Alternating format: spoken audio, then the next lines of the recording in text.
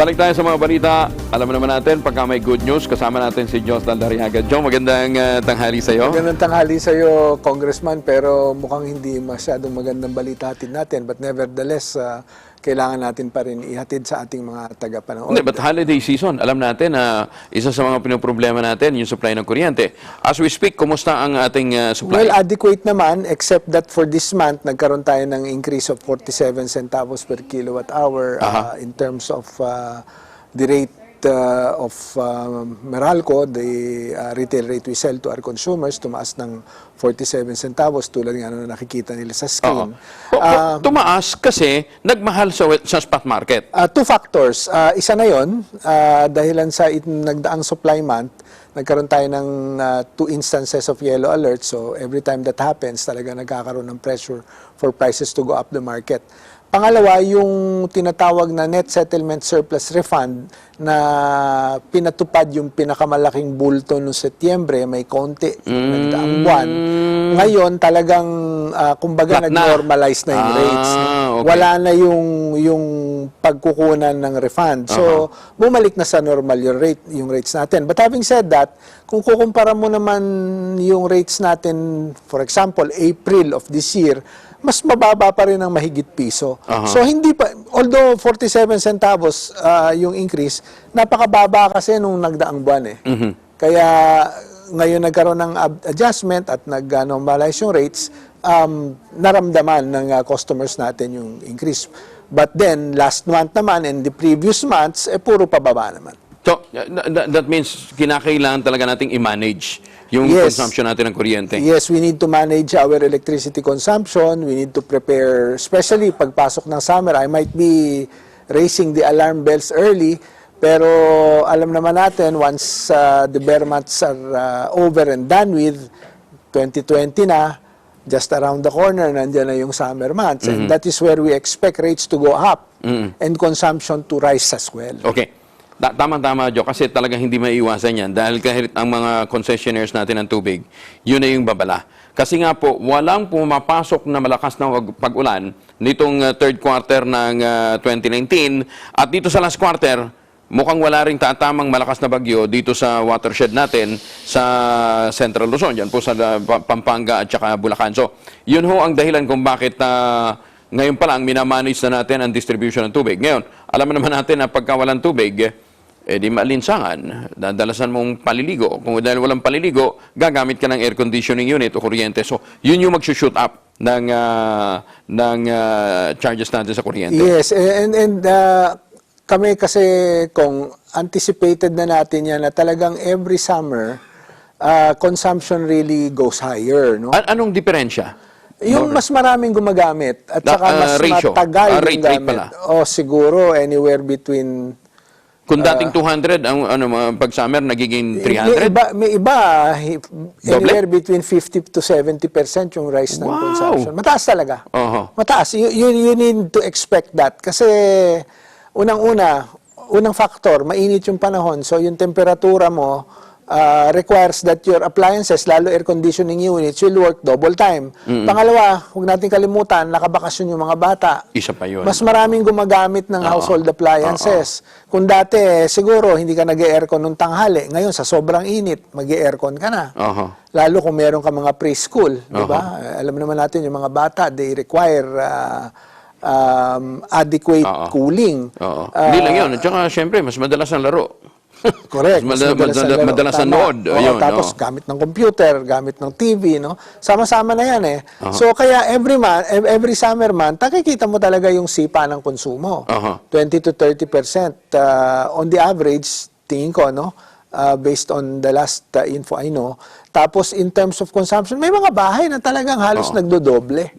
Pero kung sufficient ang supply, sobra-sobra ang supply natin, walang katuwiran para tumaas. Ganun ba yun? The only way for prices to be stable and for the market to not rise in terms of rates or prices is really to have more supply. Okay. Alam naman na, hindi lang sa electricity kung, di ba? Kahit naman sa anong produkto, the more supply there is, the less pressure for prices to go higher. Pero kung challenge o kulang yung supply mo, tapos ang daming kailangan gumamit, ang daming bibili ng supply mo, siyempre maglalabanan sa presyo yan. Okay. Laman na ng mga dyaryo It becomes a seller's market. Oh, laman na ng dyaryo ngayon, John, ang sinasabi ni Congressman Alan Lord Velasco, ang chairman ng House Committee on Energy, kinakailangan na natin na magkaroon ng dagdag na planta. Ano nang nangyari doon sa mga bagong planta ng Meralco? Well, meron kaming isang kinumission recently, yung San Benaventura Power Limited sa Mauban, no? Yan, tagal na nun, Joy. Pero umanda, ano siya, I think that was last month, if I'm not mistaken. That's 450 megawatts net. It's actually a partnership between Meralco and Thailand Eggo. It's a Thai company. 450 yun, okay. 450 on net, no? Kung di ko nagkakamali. 440 or 450 net. Yung isa pa naming nasa pipeline, kaya lang this will still be subject of a CSP or competitive selection process, is a requirement for 1,200 megawatts of baseload capacity starting 2024. 2024 pa? Oo, kasi kailangan mo ang forward-looking planning when it comes to your supply requirements. Okay. Meron din kaming sinubmit na for approval sa regulator. These are 6 PSA agreements.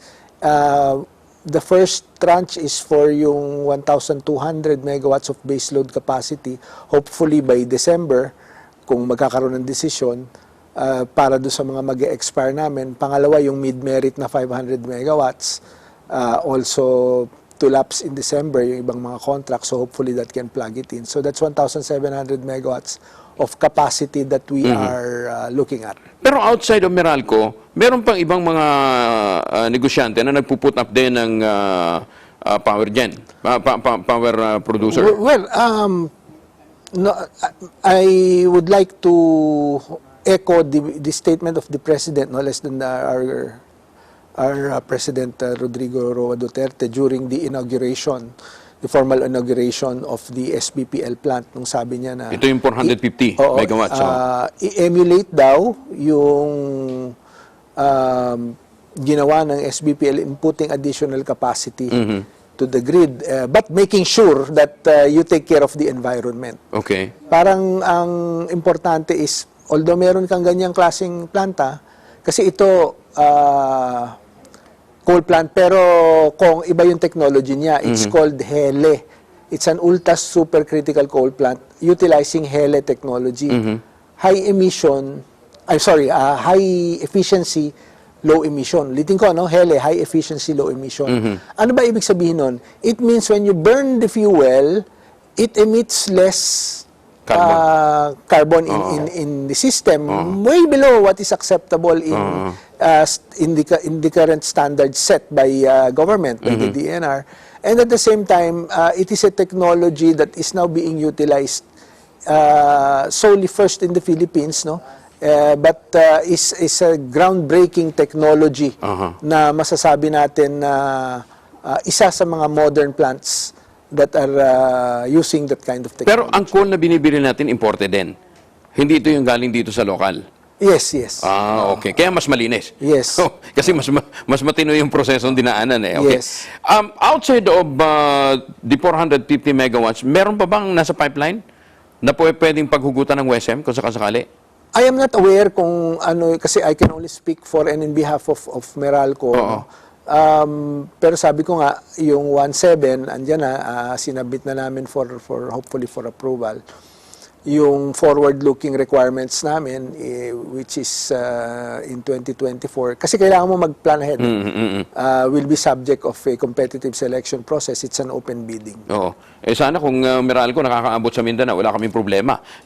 Doon hindi problema ang tatay yung bagong planta. Ang problema doon, regular kami na kalahok ng anong tawag dito? Yung pag nagpapatay ng kuryente, annual campaign. Yes, yung Earth Hour. At saka yung yung interruptible load program. Earth Hour, di ba? Sa Mindanao, 8 hours.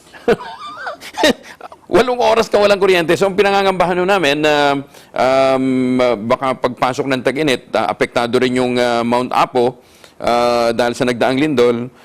Talagang hindi maiiwasan. Kaya nga sana kung merong katulad na management ng Meralco na nandun yung, yung mga namamahala ng mga cooperative doon, magiging kampante ka. But anyway, finally, Joe, anong gusto mo iparating sa ating mga kababayan dito sa pagbabago ng presyo?